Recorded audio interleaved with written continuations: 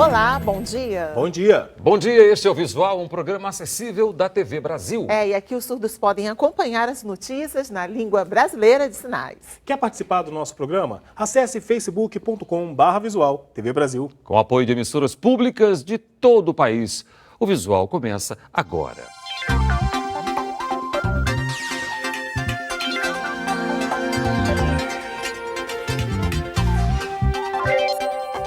O cuidado com a higiene bucal é importante para evitar desde inflamações na gengiva até a perda dos dentes. Por isso, é preciso consultar um dentista regularmente. Se o paciente for diabético, o cuidado precisa ser redobrado. O diabetes e a doença periodontal são problemas de saúde bidirecionais que se complicam entre si. Nos diabéticos, o tecido capilar fica mais fragilizado e a quantidade de açúcar no sangue acelera o quadro agudo de infecções. A multiplicação mais rápida das bactérias faz com que o tártaro seja mais agressivo e piore alguns casos, como os de gengivite e o de periodontite, por exemplo. Para prevenir problemas odontológicos, os pacientes diabéticos devem fazer a compensação da insulina e um acompanhamento mais intenso com o dentista, com visitas regulares a cada 3 meses. E a higienização também deve ser mais completa e com uma frequência maior. Gengivas saudáveis têm aspecto rosado, com superfícies que lembram a casca de uma laranja. Quando esta aparência muda por um motivo qualquer, é hora de ficar bem mais atento. Se você tem um sangramento bucal, um sangramento em qualquer lugar, alguma coisa errada tem. Provavelmente seja tártaro. E o tártaro causa essa inflamação, a inflamação causa um pouco de inchaço. Quando incha, essas bolinhas, essas perfurações que parecem as pés de casca de laranja, desaparecem e ela fica mais avermelhada. Em casos mais graves, há perda óssea e até perda total da dentição. O dente começa a ficar mole, tem mais mobilidade, começa a ficar mais mole até que cai. Isso é o quê? Isso é uma defesa do organismo, porque na realidade o que ele quer expulsar da boca? Ele quer expulsar o tártaro.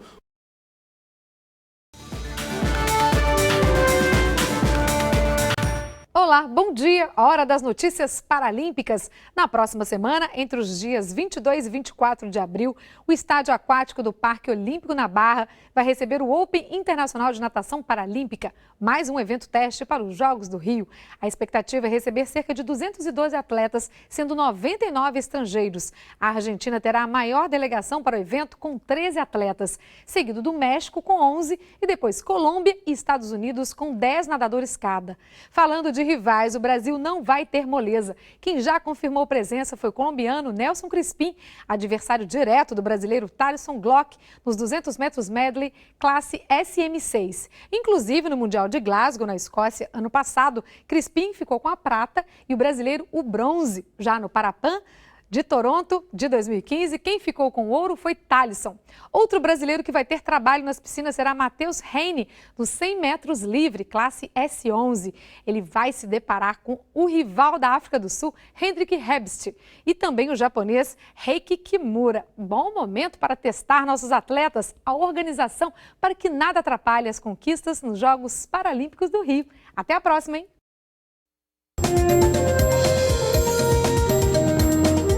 A ex-presidente da Argentina, Cristina Kirchner, voltou a Buenos Aires esta semana, 4 meses depois de deixar a Casa Rosada.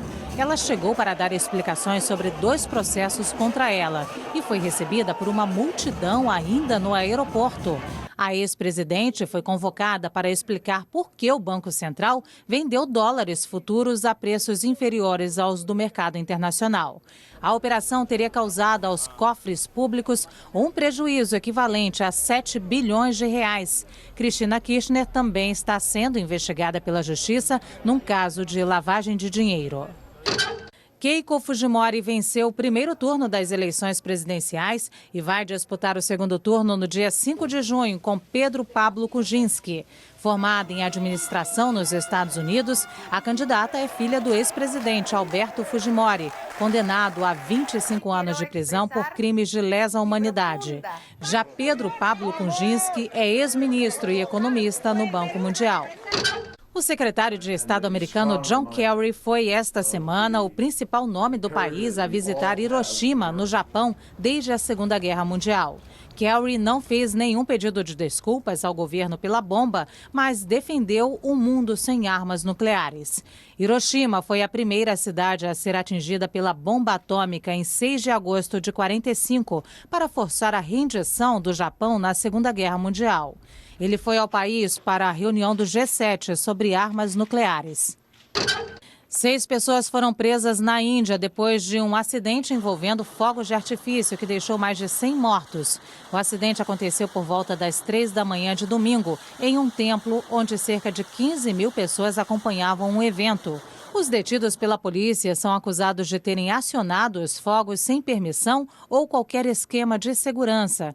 O primeiro-ministro da Índia, Narendra Modi, anunciou ajuda financeira para familiares das vítimas. Segundo o Unicef, o grupo terrorista Boko Haram da Nigéria está intensificando o uso de crianças em ataques suicidas. Em 2014, o Boko Haram usou 4 crianças em ataques suicidas. Em 2015, esse número subiu para 44. De acordo com o Unicef, isso significa que 1 em cada 5 atentados suicidas do grupo é cometido por crianças. Nas redes sociais, pais e mães de crianças com microcefalia criaram grupos em que trocam experiências para enfrentar as dificuldades. É o Macro Amor. Enzo tem 4 meses. Quando nasceu, seu crânio tinha apenas 30 centímetros. De acordo com o Ministério da Saúde, a microcefalia é diagnosticada em perímetros cefálicos com 32 centímetros ou menos. O bebê de Maísa recebeu o mesmo diagnóstico. E Laís nunca conseguiu levar o filho para casa. Miguel tem 7 meses, mas a microcefalia causou uma série de problemas que o impedem de sair do hospital.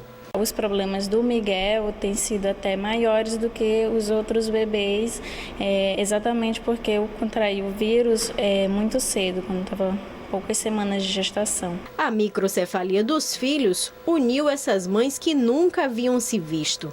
Elas fazem parte do Macro Amor. Criado pelas redes sociais, o grupo se tornou fundamental na vida de pais e mães de bebês especiais. O estado emocional da mãe ele vai interferir muito. Então, quando as mães elas têm esse contato, elas compartilham as angústias, compartilham as vitórias de um bebê, do outro bebê, isso vai influenciar muito.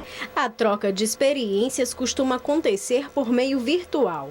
Mas eles já se reuniram pessoalmente, fizeram ensaios fotográficos das crianças e realizam campanhas de doações de alimentos e produtos de higiene. Mandou fralda, leite, produto de, shampoo, condicionador, lenço umedecido. Foi um apoio muito grande, tanto para mim como para outras mães. Mas para estas mães e pais, o mais importante é mostrar para a sociedade o que eles já sabem. Ele é uma criança especial e a gente tem que dar muito amor para ele, né?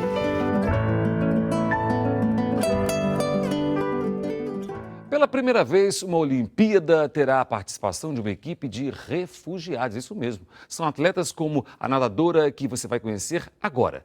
No ano passado, ela atravessou o Mediterrâneo em um barco para fugir da guerra na Síria. Agora, treina para estar nas piscinas do Rio em agosto.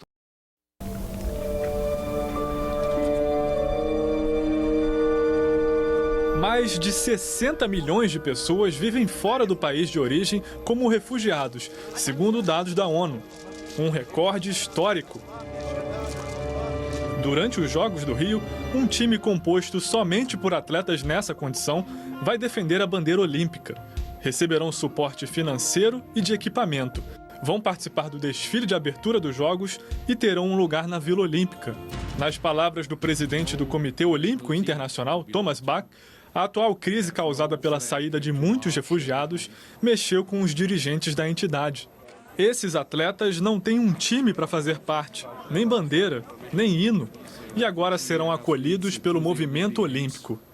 With the Olympic flag and with the Olympic anthem. O maior movimento de saída é na Síria, tomada por uma guerra civil há quase 5 anos e base do grupo terrorista Estado Islâmico. São quase 5 milhões de pessoas. Uma delas é a nadadora Yusra Mardini. Ela fugiu do país em agosto do ano passado, numa jornada tão heróica quanto perigosa.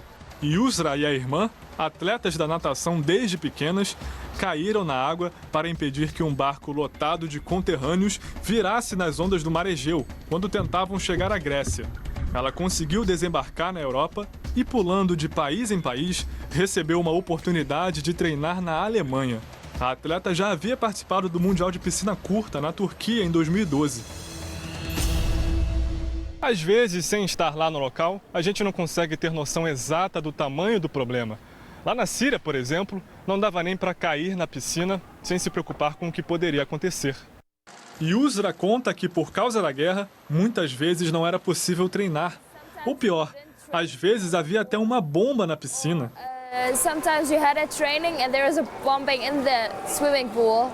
O COI não informou quais serão os critérios para a escolha dos atletas. Com a ajuda dos comitês olímpicos locais, foram identificados 43 nomes ao redor do planeta.